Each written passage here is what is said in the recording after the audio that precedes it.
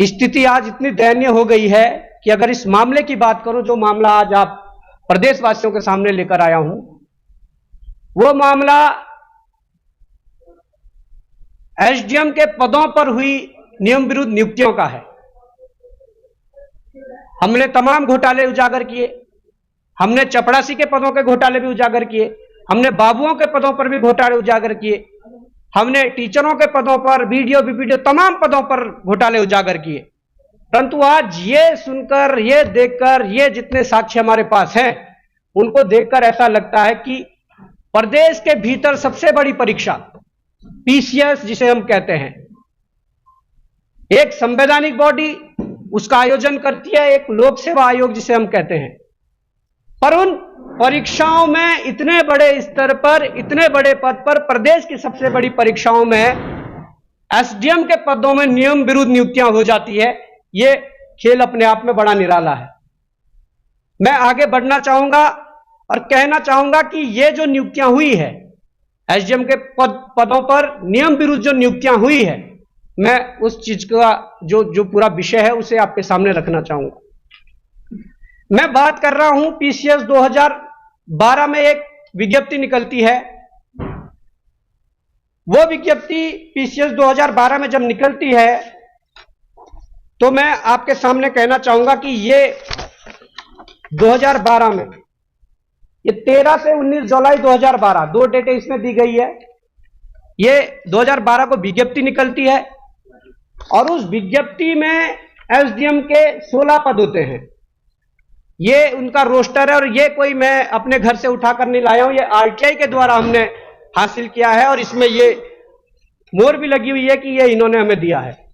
इसमें एसडीएम के लिए 16 पद होते हैं, इसमें अलग अलग कैटेगरी के लिए पद बांटे जाते हैं, जिसमें भूतपूर्व सैनिक का एक पद दिया जाता है। अब उत्तराखंड में परीक्षाओं का जो प्रचलन है वो तो यह है कि एक परीक्षा कम से कम 4 से 5 साल लेती है और तब जाके वो कंप्लीट होती है। इसी बीच वही विज्ञप्ति 2014 में संशोधित हो जाती है। उत्तराखंड लोक सेवा आयोग उसमें संशोधन करता है, उत्तराखंड शासन, उत्तराखंड सरकार उसमें संशोधन करती है। आप देखेंगे कि देहरादून दिनांक 2 जून 2014 को यह संशोधन होता है। उस विज्ञप्ति में संशोधन होने के बाद पद तो 16 ही एसडीएम के रहते हैं, परंतु जो रोस्टर है उसमें चेंज हो जाता है।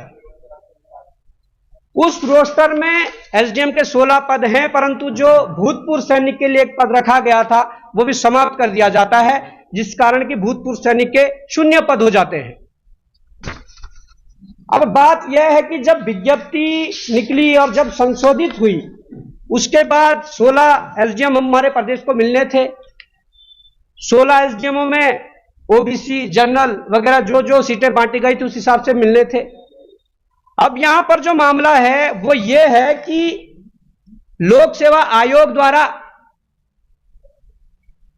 ये भ्रष्टाचार किया जाता है। जिस कैटेगरी का कोई पद नहीं है, उस कैटेगरी के व्यक्ति को, मैं बात भूतपूर्व सैनिक की कर रहा हूं, भूतपूर्व सैनिक को एसडीएम का पद दिया जाता है और वो भी उस भूतपूर्व सैनिक को किया जाता है जिससे अधिक अन्य जो भूतपूर्व सैनिक जो पार्टिसिपेट करते हैं, जिन्होंने परीक्षा दी है, जिसके सबसे कम नंबर थे उन्हें वो पद दिया जाता है। एसडीएम का इतना बड़ा पद, उसके बाद जिसके कम नंबर है उसे नियुक्ति देना, यह दर्शाता है कि लोक सेवा आयोग के अंदर करोड़ों रुपए का खेल ऐसे पदों के लिए चल रहा था। अभी कहानी बहुत बड़ी है, कहानी में इंटरेस्ट आएगा। अब जब लोक सेवा आयोग इन्हें नियुक्ति देता है तो उसके उपरांत क्या होता है कि जो व्यक्ति इससे प्रभावित होता है, जिस व्यक्ति के 31 नंबर व्यक्ति से ज्यादा होते हैं, वो कोर्ट की शरण में चले जाते हैं। माननीय उच्च न्यायालय नैनीताल में वो जाते हैं और एक रिट डालते हैं कि मुझसे कम नंबर वाले को कैसे एसडीएम बना दिया, मैं योग्य था, मेरे नंबर ज्यादा थे, इसलिए मुझे वो पद मिलना चाहिए था। कोर्ट ने जब सारी चीजें देखी तो कोर्ट ने वास्तव में देखा कि हां, इस व्यक्ति के ये वो कोटा पूरा करता है जिस कोटे के लिए ये मांग रहा है। दूसरी बात, ये 31 नंबर इससे ज्यादा रखता है तो इसको क्यों न मिले। तो हाईकोर्ट ने आदेश किया कि एसडीएम जो नियुक्त किए गए हैं मनीष बिष्ट जी, उनको उस पद से हटाकर सुधीर कुमार जी को नियुक्ति दी जाए। यह प्रक्रिया कोर्ट में चलेगी और कोर्ट के बाद कोर्ट ने जजमेंट दिया, मनीष बिष्ट को हटाया जाए और सुधीर कुमार को अंदर लाया जाए। आयोग को यह बात गले से उतरती नहीं है। आयोग फिर उसमें रिव्यू पिटीशन में जाता है और रिव्यू पिटीशन डालता है, परंतु हाई कोर्ट रिव्यू पिटीशन भी खारिज कर देता है और कहता है कि जो हमने कहा मनीष बिष्ट को बाहर करके सुधीर कुमार को नियुक्ति दी जाए तो करो। उसके उपरांत लोक सेवा आयोग मनीष बिष्ट को बाहर करके फिर सुधीर कुमार को नियुक्ति देता है। और अब देखिए आगे क्या होता है। ये जब चीजें हुई, ये जब मामले हुए, इसके बाद अगर 2012 से देखें तो कांग्रेस सरकार भी थी, परंतु 17 में यह मामला, जो 18 और 19 में यह मामला कोर्ट से जब उसमें आया, जजमेंट में आया, क्योंकि 17 में पीसीएस का रिजल्ट निकला था और 18 में नियुक्ति हुई, तो 18 में यह जजमेंट सुधीर कुमार ले आए कि मुझे नियुक्ति दे और उन्हें दी गई कोर्ट के द्वारा। परंतु अब दुर्भाग्य यह है कि जो एसडीएम को जो बाहर कर दिया गया था वो सुप्रीम कोर्ट भी चले जाते हैं। अब सुप्रीम कोर्ट जाते हैं तो सुप्रीम कोर्ट उस पर सुनवाई करता है। सुप्रीम कोर्ट ने कहा कि जो सुधीर कुमार जिन्हें हाई कोर्ट ने नियुक्ति दी है, हाई कोर्ट के ऑर्डर को सुप्रीम कोर्ट ने बिल्कुल भी नहीं छेड़ा। उन्होंने कहा कि जिन्हें नियुक्ति दी है उन्हें एक बार नोटिस देकर उनको नोटिस भेजा जाए और जो हमारा जो डिसीजन है अभी हाई कोर्ट का उसे यथावत तब तक रखा जाए जब तक कोई सुप्रीम कोर्ट का डिसीजन नहीं आ जाता है। यह बात जब चलती है, अब यह देखिए कि खेल कहां पर होता है। सुप्रीम कोर्ट से यह चीजें चल रही है, सुप्रीम कोर्ट में मामला लंबित है। त्रिवेंद्र जी का कार्यकाल रहता है। त्रिवेंद्र जी के कार्यकाल में पूरी फाइल चलती है। जिन फाइलों के ये साक्ष्य हमारे पास मौजूद है, जो कैबिनेट के जो मिनट्स वगैरह हैं वो हमारे पास है। त्रिवेंद्र जी की उसमें भी चलते हैं। त्रिवेंद्र जी की मैं इस जगह पर तारीफ करना चाहूंगा और कहना चाहूंगा कि आपने जो गलत था वो गलत, उसको गलत कहा, जो सही था सही कहा। उन्होंने ऐसी नियुक्ति पर रोक लगाई, उन्होंने कभी ऐसी नियुक्ति नहीं की। मैं ये कहना चाहता हूं क्योंकि त्रिवेंद्र राव जी के समय ये फाइल कैबिनेट में गई थी, मुख्य सचिव के पास भी गई थी, जिसमें कि ये साफ तौर पर, अमित नेगी वित्त सचिव थे, उन्होंने भी साफ तौर पर ये लिख दिया था कि discuss my line opening to, ये कैबिनेट के लिए उन्होंने कहा था कैबिनेट में ले जाया जाए, अमित नेगी जी ने। आज वो शायद सेंटर में चले गए हैं, परंतु उसके बाद भी खुद मुख्य सचिव ने, उस समय जो मुख्य सचिव थे, उन्होंने कहा कि ये मामला अभी इस मामले को अभी यहां ना लाया जाए, इसे आगे बढ़ाया जाए, इस पर कोई कार्रवाई नहीं हो सकती है, यह मुख्य सचिव का भी कहना है। परंतु अब मैं ये कहना चाहता हूं, ऐसा क्या हो गया। अब बात आती है हमारे उत्तराखंड के यशस्वी और युवा मुख्यमंत्री धामी जी के कार्यकाल की। अब 17 से लेकर मामला अभी तक चलता आया था। धामी जी जब उत्तराखंड प्रदेश की कमान संभालते हैं 2021 में, तो उनके यहां पर यह फाइल बड़े तेजी से आगे बढ़ती है। यह बड़ा मामला है और यह मैं कहना चाहता हूं कि जब धामी जी आते हैं, ये मैं आपको डेट भी बता देता हूं, तो यह बड़े तेजी से फाइल आगे बढ़ती है। उस फाइल में यह देखना पड़ेगा कि भाई जब ये नियम विरुद्ध नियुक्तियां हुई थी, जब कोर्ट ने कह दिया कि ऐसा कोई प्रावधान नहीं है। दूसरी बात मैं यह कहना चाहता हूं कि धामी जी ने कैबिनेट में यह मामला रखवाया।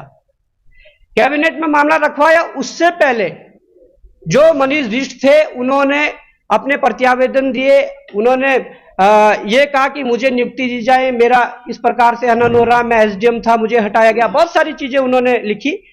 तो शासन के द्वारा यह कहा गया था, शासन के द्वारा कहा गया था कि ऐसा कोई भी प्रावधान नहीं है कि एसडीएम जैसे पदों पर आप सीधे रिक्रूटमेंट कर दें, सीधे नियुक्ति कर दें, ऐसा कोई प्रावधान नहीं है। यह शासन के पहले कहने का मतलब यह है कि जब शासन पहले 1920 में था तो उनका यह कहना था।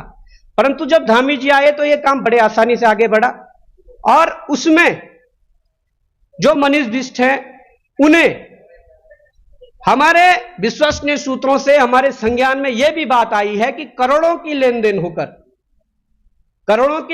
होकर इस एसडीएम के पद पर दोबारा उन्हें बिठाया गया है। यह मैं कह रहा हूं,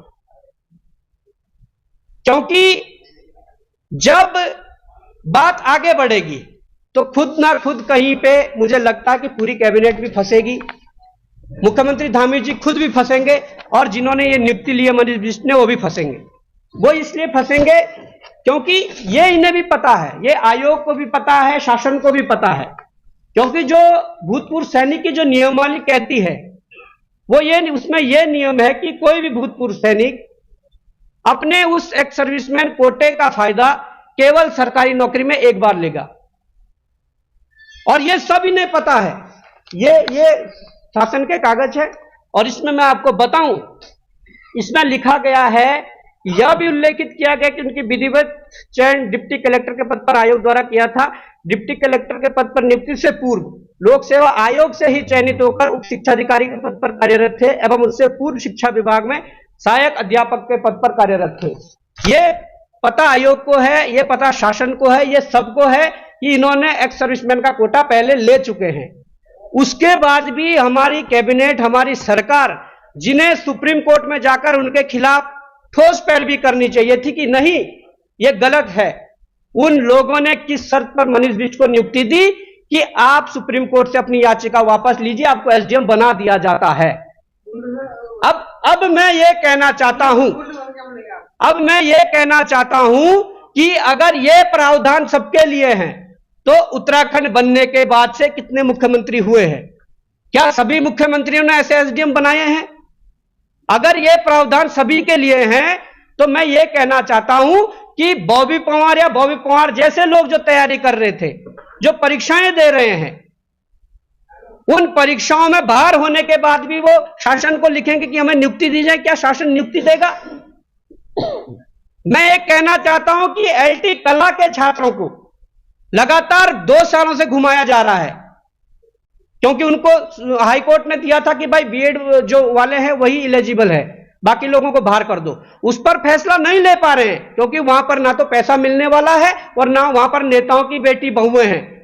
इन लोगों ने ऐसी भर्तियां जो पूरी जो एजेंसी जो आरएमएस कंपनी थी उस कंपनी के द्वारा कराई गई और उसका मालिक जेल में है, और उसके द्वारा करवाई गई आधी भर्तियों को कैंसिल किया, और आधी ऐसी भर्तियां जिसमें ज्यादातर आवेदन नेताओं के घर से उनकी बहुओं और बेटियों के होते हैं, उन भर्तियों को बचाया गया। यह इनकी पारदर्शी नीति है। मैं कहना चाहता हूं कि जो कैबिनेट में फैसले होने चाहिए वो नहीं होते। अगर बात करूं चिकित्सा अधिकारी, जो हमारे चिकित्सा अधिकारी जो ये चिकित्सा परिषद ने जो करवाया था, उसमें जिसमें 13 नंबर के में चंदन राम दास जी की बेटी का सिलेक्शन हुआ, उसमें अगर उसका जो विज्ञापन था, उसमें जो परीक्षा को लेकर जो मानक तय होने थे, वो मानक कैबिनेट में डिस्कस होने चाहिए थे, परंतु उसे कैबिनेट में डिस्कस नहीं करेंगे।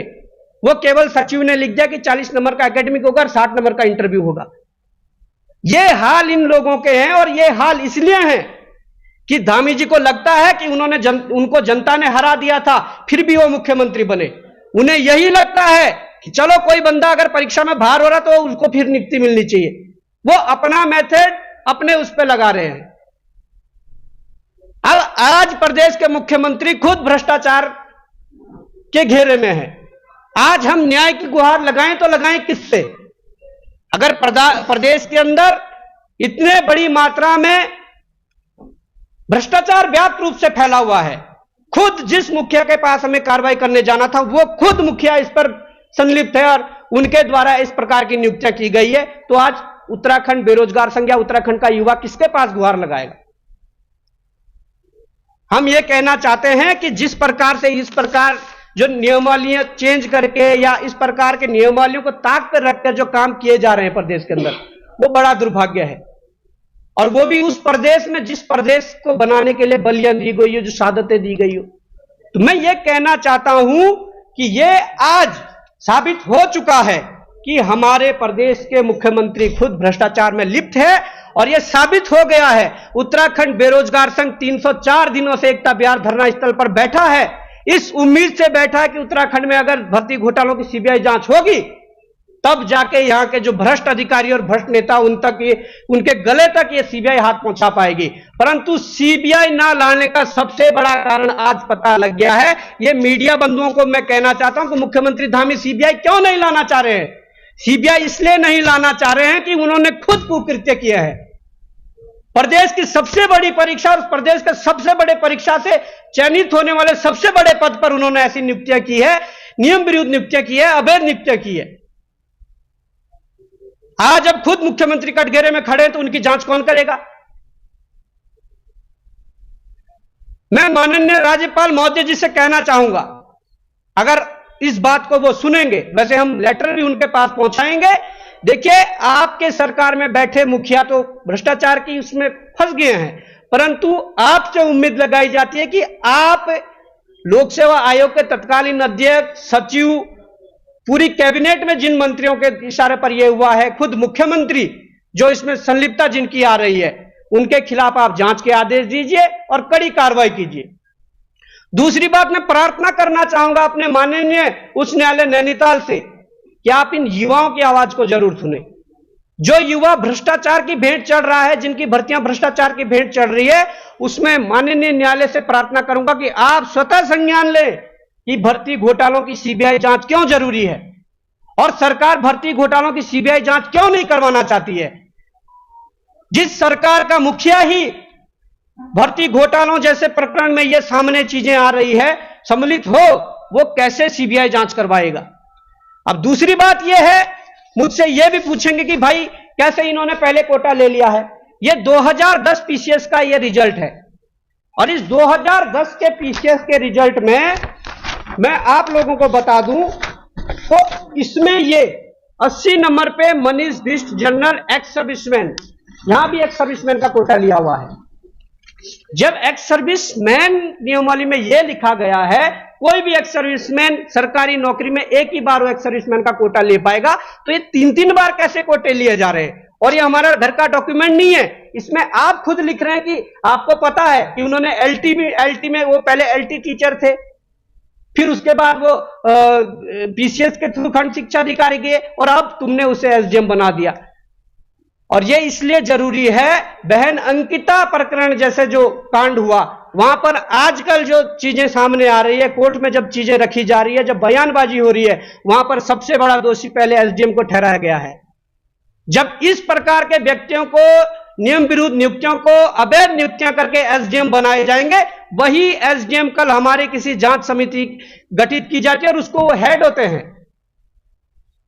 अगर किसी नेता के द्वारा, किसी सरकार के द्वारा कोई एसडीएम अपने उस पर बनाया जाता है तो उनकी रहमो करम पर वो कुछ भी आगे करने को तैयार है, वो जांचों को इधर से उधर करने के लिए तैयार है। और मैं ये कहना चाहता हूं कि ये दुर्भाग्य हम सबका है, इतना कुछ सामने आने के बाद भी उत्तराखंड प्रदेश में भर्ती घोटालों की सीबीआई जांच ना होना, यह दर्शाता है कि खुद पूरी सरकार, पूरी कैबिनेट, मुख्यमंत्री खुद इसमें भ्रष्टाचार में संलिप्त हैं। और हम दावे के साथ कहते हैं हमारे पास ये डॉक्यूमेंट है, और हम दावे के साथ कहते हैं कि ये किसी कैबिनेट को अधिकार नहीं है कि किसी को एसडीएम बना दे। अगर इस प्रकार का प्रावधान होता तो एसडीएम के कभी पद नहीं निकलते। आज मैं मुख्यमंत्री बना, मैं एसडीएम बना देता 10, कल कोई और मुख्यमंत्री बनता, वो एसडीएम बना देते 10। कुल मिलाकर बात यह है कि उत्तराखंड सरकार उन लाचार युवाओं को जो 304 दिनों से धरने पर बैठे कि उत्तराखंड में सीबीआई जांच, भर्ती घोटालों की सीबीआई जांच होनी चाहिए, इसलिए नहीं कराना चाह रहे हैं क्योंकि आज इनका यह चिट्ठा सामने है कि ये खुद संलिप्त है। और आज भी मैं यह कहना चाहता हूं कि लोक सेवा आयोग में गोपन और अति गोपन के अधिकारी पकड़े गए, परंतु बावजूद उसके लोक सेवा आयोग के भीतर रत्ती भर जांच नहीं हुई। लोक सेवा आयोग के भीतर जांच ना होने का मतलब है कि अभी भी वहां पर चीजें चल रही है, अभी भी वहां पर भ्रष्टाचार चल रहा है। जब तक आप उसकी सफाई नहीं करोगे तब तक आप यहां के युवाओं को न्याय नहीं दिला सकते। और यह बड़ा दुख हो रहा है कि हमारे मुख्यमंत्री, युवा मुख्यमंत्री, तेज तर्रार मुख्यमंत्री चुनावी मंचों में अनेकों प्रदेशों में जाते हैं और कहते हैं उत्तराखंड में सबसे सख्त नकल रोधी कानून उन्होंने लागू किया है। मैं यह कहना चाहता हूं किस प्रकार का सख्त नकल रोधी कानून, अगर इस प्रकार से आप एसडीएम बनाते रहे, इस प्रकार से आप नौकरी देते रहे, तो सख्त नकल रोधी कानून की तो जरूरत ही नहीं है। तो मैं धन्यवाद करना चाहूंगा एक बार पुनः आप सभी मीडिया बंधुओं का, और एक बार आप लोगों से भी प्रार्थना करना चाहूंगा कि ये इस गंभीर विषय को अपने स्तर से जितना हो सके आप इससे आगे बढ़ाइए, क्योंकि इस प्रकार के कृत्य जब खुद मुख्यमंत्री और उनकी कैबिनेट करने लगे तो मुझे लगता है कि प्रदेश गलत दिशा में जा रहा है, और उसे सही दिशा में लाने के लिए हम जैसे लोगों को संघर्ष करना पड़ेगा। आप जैसे लोगों को उस चीज को दिखाना पड़ेगा, और आप जैसे लोगों को, आप जैसे जो लोग हैं वो अगर पत्रकारिता सही से करेंगे तब जाकर इस प्रदेश को सही दिशा में लाया जा सकता है। धन्यवाद, बहुत बहुत आभार।